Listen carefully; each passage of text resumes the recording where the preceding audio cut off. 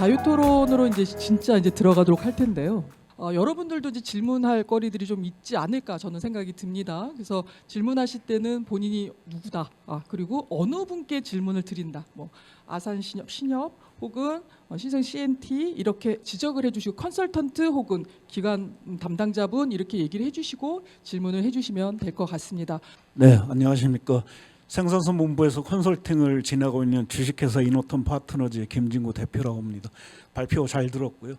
근데 신협 같은 경우에는 이제 사이즈가 다르고 또 한 가지는 신협 안에서 그러니까 쉽게 얘기하면 인력의 구성, 직급의 구성, 그리고 대졸하고 신입에 들어왔을 때 직무의 뭐 배치 이런 구조를 현재 알 수 없기 때문에 원인이 거기에서 기인하지 않을까. 무슨 얘기냐면 여수신할 때 수신 업무는 단순 반복적인 직무고 여신 업무는 리스크 테이킹이 좀 필요한 책임을 져야 하는 그런 잡이기 때문에 쉽게 얘기해서 대졸 사원이 들어오면 여신 업무를 시키고 상고나 여기 나온 고졸 여사원은 데스크 앞에 수신 업무를 부여하는 특성들이 은행들의 특성들이었어요.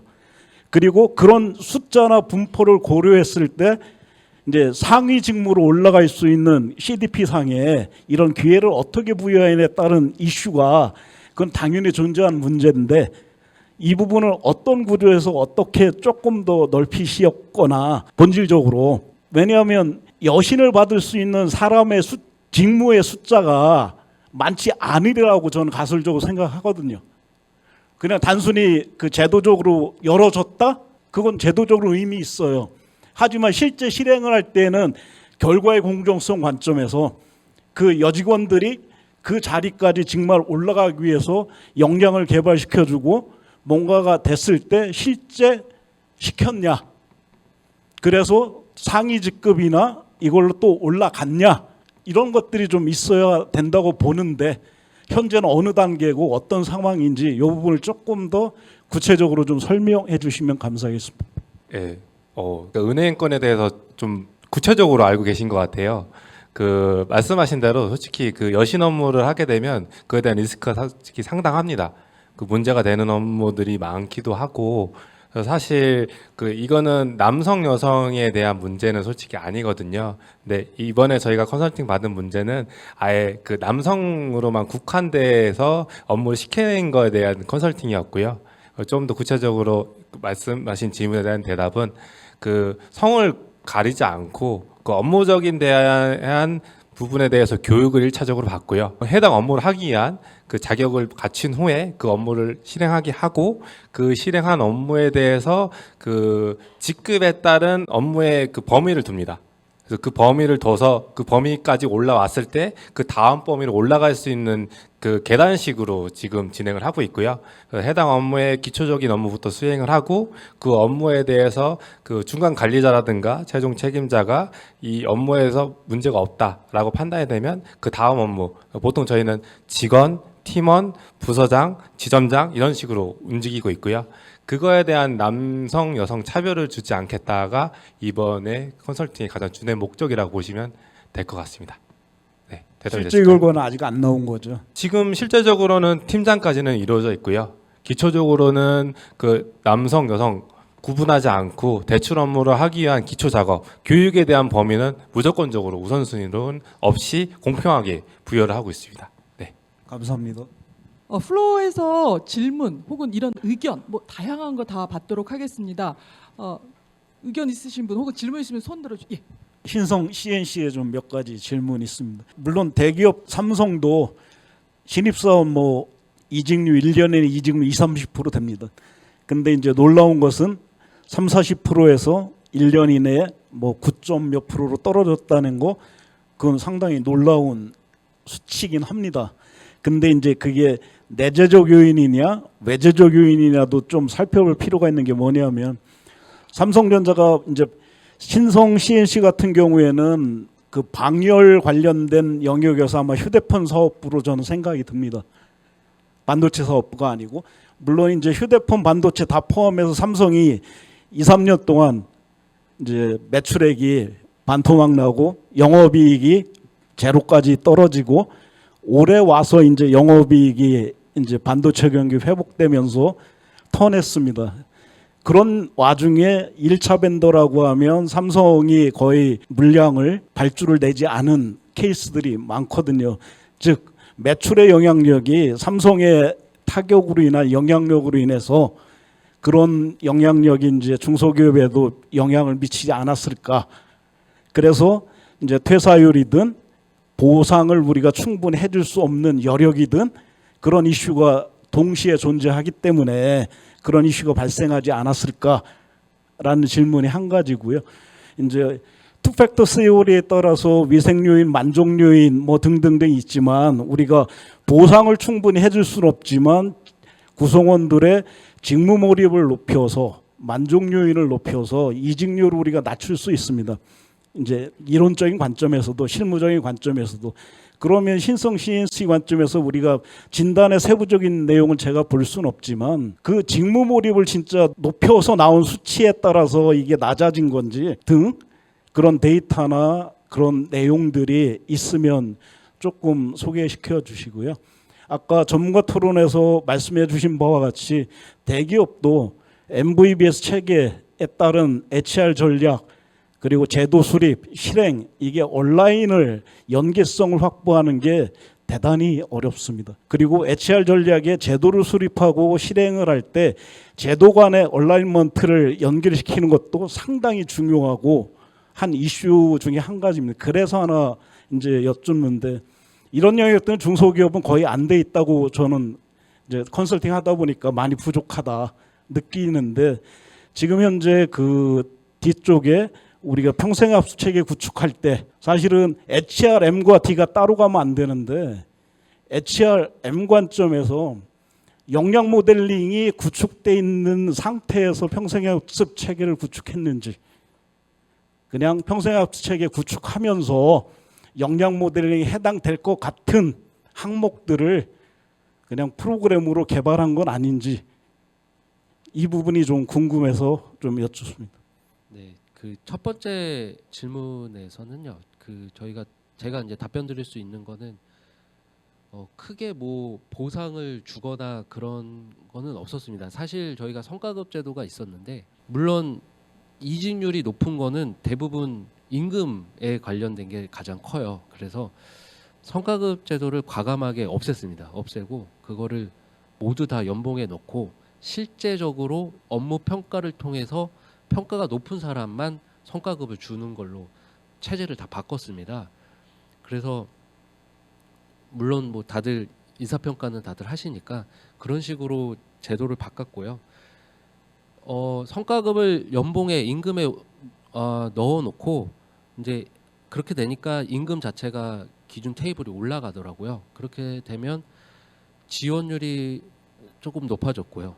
그러다 보니 이직률이 좀 낮아진 그런 경향이 있었음에도 불구하고 많은 고민을 했습니다. 이것만으로는 만족하면 안 된다라는 생각이 들어서 사실 현 직원들에게도 복지를 많이 신경을 썼어요. 그래서 저희 같은 경우에는 이제 제조업도 있고 사무직도 있고 하지만 주기적으로는 간식차 이런 이벤트들을 계속 하고 있고요. 그리고 뭐 필요한 노사협의를 통해서 필요한 것들이 있으면은 가급적 모든 거를 해결해 주려고 많이 노력을 하고 있습니다. 이런 모습들 때문에 아마 직원들이 그런 이렇게까지 해주는구나라는 생각을 좀 많이 하는 것 같아요. 저도 나름 직원들이랑 밥을 먹을 때 슬쩍슬쩍 이제 물어보거든요. 이것도 해주시네요. 뭐 이런 말들을 좀 많이 듣긴 해요. 사실 저희가 지금 해외 법인을 좀 많이 운영을 하고 있는데 법인을 또 지금 또 해외 법인 또 설립을 하려고 노력을 하고 있어요. 지금 진행해 있고 거기에 따른 비용이 좀 많이 들어가서 그렇게 넉넉하게 회사 차원에서 넉넉하게 해줄 수는 없지만 나름 많이 노력을 하는 모습을 보여주고는 있습니다. 네, 그래서 앞에 이제 말씀 주신 내용을 조금만 설명을 더 드리면 이제 저도 이후에 이행 관리 그리고 지금 이제 오늘 진행하고 있는 이 우수 사례 그 포럼 발표를 준비하면서 그 이후에 컨설팅이 끝난 이후에 회사는 어떻게 변화가 됐나요? 라는 이제 질문을 좀 드리게 됐어요. 근데 방금 이렇게 말씀을 주신 걸 들으면서 이제 컨설턴트로서 제가 느꼈던 부분은 우선 제가 고민해서 제안을 드렸던 것들보다 회사에서 그걸 시작으로 정말 끊임없이 꾸준히 자체적으로 계속 고민을 하고 계셨구나라는 지점이 좀 오히려 감사하다라는 생각이 들었던 부분이고요. 일터혁신 컨설팅이 이제 8개 영역으로 나뉘어져 있지만 궁극적인 목표는 그 영역들이 하나하나 독립적으로 운영되는 게 아니라 결국에 어떤 하나의 영역이 개선됨으로 인해서 그 다음 영역에 영향을 미치고 그게 전체적으로 조직의 일터를 개선할 수 있는 이 효과를 기대한다라고 이해를 하고 있습니다. 그런 면에서 신성 CNT가 처음에 컨설팅을 신청하실 때는 저희가 지금 재무적인 여건이 좋지 않아서 돈을 쓰긴 어렵습니다. 이렇게 말씀을 주셨는데 이번에 그 성과급 임금 체계를 어떻게 보면 개선을 자체적으로 하셨던 부분이고 변동적인 성격의 임금을 기본급화함으로 인해서 직원들이 전반적인 임금 수준에 대한 인식을 개선했다라는 지점도 정말 좀 훌륭하다라는 생각을 좀 갖게 되었습니다. 그래서 좀 참고해 주시면 좋을 것 같아서 설명드렸고요. 이제 평생학습 체계 관련해서 좀 질문 주신 부분을 답변을 드리면 우선 아까 이제 그 평생학습 체계 같은 경우에는 오늘 이제 포럼 주제가 고용 문화에 좀 초점을 맞추다 보니까 제가 이제 간략하게만 내용을 정리를 했는데 저희가 평생학습 체계 구축은 이제 당연히 회사에서 요구되는 역량들이 주요하게 어떤 것들인지 좀 뽑아내는 작업을 했고 다만 원래 역량 모델링이라는 걸 이제 FM으로 좀 하게 된다면 우수 직원들이 가지고 있는 어떤 행동 지표들을 직접 뽑아내고 그걸 역량으로 연결을 시키고 이 과정이 있어야 되는데 사실 또 이게 중소기업에서 그런 과정들을 컨설팅 단계에서 거치는 게 좀 현실적으로 어렵다라는 이제 지점이 있었고 그래서 저희는 그걸 좀 간이 방식으로 진행을 해서 그 팀장님들 이제 중간관리자급과 그리고 각 부서의 좀 우수 직원으로 평가되는 분들을 대상으로 좀 간단하게 설문을 진행을 했고요. 그 설문을 통해 그 각 부서별로 요구되는 좀 역량들을 뽑아냈습니다. 그리고 그 역량을 좀 향상시킬 수 있는 교육 프로그램들이 어떤 게 있는지 좀 제안을 드렸고 실제로 이제 그 교육을 이수하는 방안에 대해서는 회사의 어떤 이제 여건이라든지 이런 부분들을 고려해서 좀 외부 교육을 진행하는 방식으로 채택을 했습니다. 그래서 실제로 직원들이 신청을 하면은 그 교육에 대한 비용과 시간을 좀 지원해주는 방식으로 평생학습 체계는 좀 더 부연 설명을 드릴 수 있을 것 같습니다. 직무 몰입과 관련돼서 혹시 뭐 서베이나 뭐 측정하거나 관련돼서 뭔가를 개선하거나 한 내용은 혹시 없을까요? 기대하시는 답변을 못 드려서 죄송한데 네, 그 부분에 대해서는 좀 이제 그 컨설팅에서 좀 주안점으로 잡지는 않았던 부분이고요. 좀 더 조직 몰입 관점에서 조직 몰입도를 높이기 위한 제도를 위주로 고민을 했던 것 같습니다. 네, 발표 잘 들었습니다. 네, 발표 내용 중에 저는 신성 CNT 쪽에 질문을 좀 드리고 싶은데요. 발표 내용 중에 이제 본사와 인사부서는 서울에 있고 생산부서는 수원에 있다고 저희가 들었거든요. 뭐 이렇게 좀 떨어져 있어서 컨설팅을 수행하는 과정에 있어서 좀 더 고민이 많았을 것 같아요. 특히 이제 신청 배경이 된 이직률과 고용문화 개선의 그런 주요 과제들이 제가 봤을 때는 수원 공장에서 그런 이슈들이 좀 더 많았을 것 같거든요. 이렇게 되면 실제로 이제 컨설팅을 수행하는 전담팀과 그리고 진짜 관심 대상이 되는 근로자 간의 거리감이 좀 상당했을 것 같은데 제가 이제 봤을 때는 진단이나 분석 과정에서 뭐 설문조사, 인터뷰 뭐 이런 여러 가지 기법들을 활용하신 것 같아요. 근데 이런 기법들만으로는 실제 이런 거리감을 해소하기 위해서 좀 어려울 수 있겠다라는 좀 생각이 들거든요. 사실 뭐 이런 부분이 좀 다른 업체에서도 많이 이슈가 될 수 있을 것 같다고 생각이 되는데요. 이러한 거리감을 좀 줄이기 위해서 그리고 컨설팅의 실효성을 높이기 위해서 좀 고민하거나 아니면 추진했던 과정이 있는지 궁금합니다. 지금 답변 준비하시는 동안 제가 딱 한 분만 더 질문을 받도록 하겠습니다. 혹시 있으신가요? CMP 동양이라는 회사 엔지니어 집단 90명이 있는 엔지니어 집단이고요. 저희는 많이 받아봤어요. 많이 받아봤는데 지금 이렇게 시행하는 것들을 많이 시행하고도 있고요. 근데 제가 여기 오늘 참석한 이유는 저희 회사 같은 경우에는 저희도 이제 이직률이 문제이긴 해요. 근데 다들 중소기업은 대기업으로 많이들 이제 급여 임금, 그러니까 대기업과 비교를 해서 많이 이직을 하긴 하는데, 그러니까 저도 이제 교수님한테 이제 이렇게 답변을 약간 받고 싶었던 부분이에요. 이렇게 조직 문화를 개선하려고 컨설팅도 받고 그거에 대해서 굉장히 이행도 많이 하고, 교육에 대해서도 저희도 나름대로 교육 그 프로그램을 짜서 교육도 이수를 시키거든요. 시키는데도 불구하고 거의 저희 같은 경우에는 한 5년에서 7년 정도 되는 친구들이 굉장히 이직을 많이 하거든요. 이럴 때 그 임금 보상은 사실 중소기업에서는 한계가 있어요. 재정적인 문제가 있기 때문에.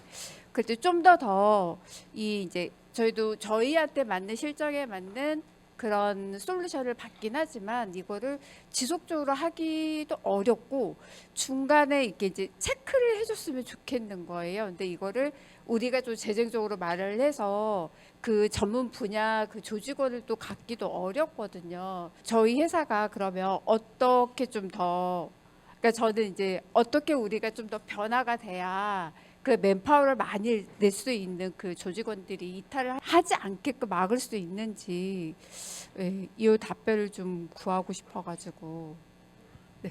제가 첫 번째 질문에 대한 답변 먼저 빨리 말씀드리겠습니다. 저희가 본사가 서울에 있고 수원에 이제 공장이 있다 보니까 맞습니다. 이게 거리가 있다 보니까 의사소통에 약간의 문제는 분명히 있어요. 그래서 컨설팅 받으면서도 부분 상주에 대해서 이제 의견이 나왔었지만, 근데 사실 부분 상주를 하기에는 피플팀 그 팀원 자체도 서울의 사업장이어서 그렇게 지원을 해서 근무를 하고 있는데 너 수원에서 부분 상주를 해라라고 하기에는 또 다른 또 문제가 발생이 될 것 같다는 생각이 들어서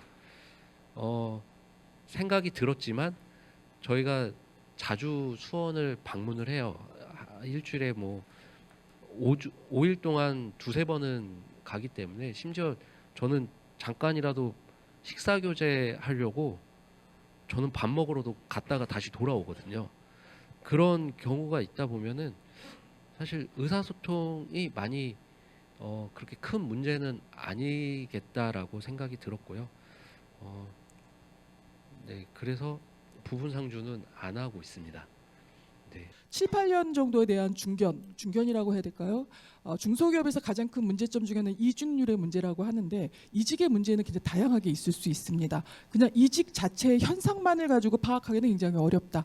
이들이 왜 이직을 하는가라고 하는 부분에 있어서 고민을 해볼 필요가 있고요. 또 하나는 이직의 적정 퍼센테이지가 산업마다 좀 가지고 있습니다. 그러니까 예를 들면 아까 대기업도 어느 정도의 퍼센트가 있는 것처럼 10% 내외의 이직률 혹은 15%까지 이직률에 감소하고 가지만 그 이상이 됐을 경우, 그리고 누가 이직을 하는가에 대한 분석, 그리고 왜 이직을 하는가에 대한 부분, 그다음 이직의 의도와 이직의 행동이 나타날 때까지 시간의 갭이라고 하는 부분들을 좀 더 차근차근 파악해 보실 필요가 있다라고 생각이 듭니다. 제가 지금 상황을 정확히 몰라서 이 정도만 답변을 드리도록 하겠습니다. 네, 저기 노사발전재단에서 일터혁신 사업 담당하고 있는 일터개선 팀장 남지민입니다. 제가 한마디만 사업 관리하는 입장에서 드리도록 하겠습니다. 저희 올해 그 정부 지원 컨설팅 이름은 조금씩 바뀌었지만 일터혁신 사업이 저희가 올해로 20년이에요. 20년 동안 이렇게 할 수 있었던 것은 아까 교수님께서도 뭐 좋은 사업이라고 말씀해 주셨지만 그 나름의 그 특징과 생명력이 있기 때문에 영역이라든지 내용을 좀 바꿔가면서 지금 20년이 갈 수 있었다고 보고, 그거의 핵심은 노사가 함께하는 그 과정에서 저는 사실 오늘 이렇게 대담 형식으로 진행을 하니 이제 굉장히 좋았지만 어쨌든 좀 그 노사 참여의 과정을 좀 기업에서 오신 분들이 좀 더 자세히 말씀해 주셨으면 좋았겠다라는 생각을 개인적으로 하고 있었는데, 어쨌든 노사가 같이 컨설턴트랑 그 과정에서 같이 답을 찾고 같이 아까 뭐 이것 약간 중립적인 그런 말씀을 하셨는데 어쨌든 노사가 같이 그 과정에서 답을 찾고 컨설턴트가 일방적으로 제안하는 것이 아니고 그리고 컨설턴트가 떠난 이후에도 그 자체 그 과정에서 가졌던 그런 노사 파트너십, 학습을 통한 혁신 역량, 그다음에 뭐 조직 문화 이런 것들이 기반이 되어서 기업에서 계속 남아서 자체적으로 그런 것들을 계속 혁신 활동을 할 수 있는 것이 바로 일터 혁신이 20년 동안 이어져 왔던 생명이라고 생각하고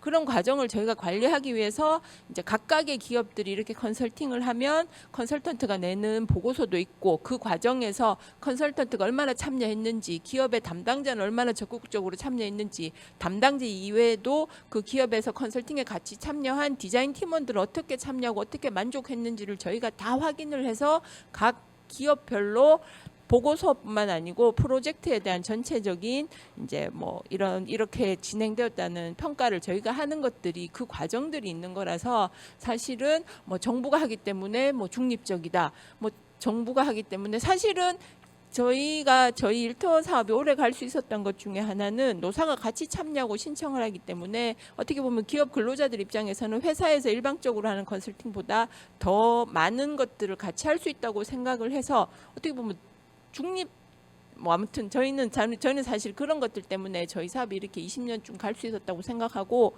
앞으로도 좀 더 그런 부분들에 대해서 여기 있는 분들이 좀 더 잘 이해하시고 더 사업에 많이 참여해 주셨으면 좋겠습니다. 감사합니다.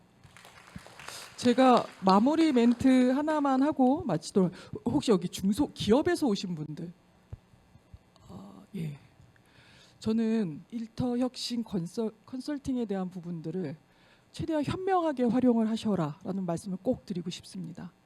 이 말씀은 컨설팅은 요즘 아시다시피 대기업들은 컨설팅은 외부 기업한테 안 받습니다. 컨설팅 업체에서 아시다시피 내부 컨설턴트를 육성을 합니다. 육성을 해서 본인들이 스스로 하는데 왜냐하면 내부의 문제는 제일 잘 알기 때문에 그렇지만 전문가 자격증을 줘서 외부의 눈을 가질 수 있게끔 합니다. 중소기업들의 상황이라는 게 저도 많이는 모르지만 일부 알고 있는 바에 의하면 저희 스스로가 역량을 키우기가 굉장히 힘듭니다. 그러면 처음은 학습을 해야 합니다. 그게 컨설팅이라는 걸 통해서 얻을 수 있는 저는 재능이라고 생각이 들고 자원이라고 생각을 합니다. 꼭 활용하셨으면 좋겠다라는 생각이 들고 두 번째로는 노사발전재단이라고 이게 전체적으로 하시는 분들한테 말씀드리고 싶어요. 저는 많이들 이런 식의 포럼을 하면서 성과의 확산 작업을 하고 계신 것 같아요. 더 활발히 됐으면 좋겠다. 이렇게 좋은 제도에 대한 부분. 또 하나는 성과에 대한 경험에 대해서 간접적으로 경험하는 게 매우 중요하다고 저는 생각을 합니다.